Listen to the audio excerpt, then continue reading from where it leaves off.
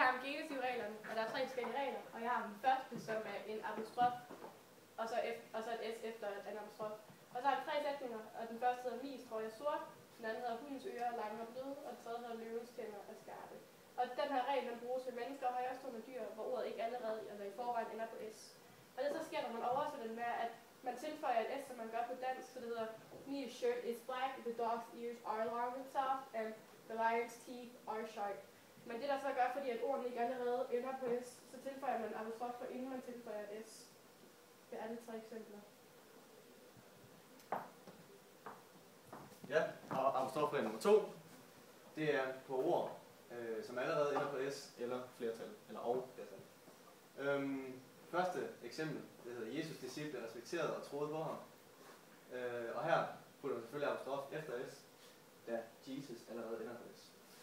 I eksempel nummer 2 er det ulvenes hyl var høje. Det er et flertalsord, så derfor skal der igen apostrof efter S. Og den sidste, giraffernes halse er dækket af sorte pletter. Det hedder the giraffes' necks are covered with black spots. Og igen kommer der apostrof efter S.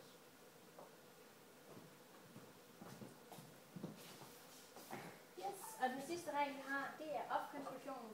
Og den er noget, vi ikke har på dansk, og det bruger man ved alt andet end mennesker, altså til at lave sådan et dyr. Og vi har 3 sætninger. Stolenes ben var knækket, græsbenens størrelse og bogens forside så flot ud. Stolenes ben var knækket hedder på engelsk, the legs of the chair were broken. Græsbenens størrelse hedder the size of the lawn, og bogens forside så flot ud, the cover of the book looked amazing.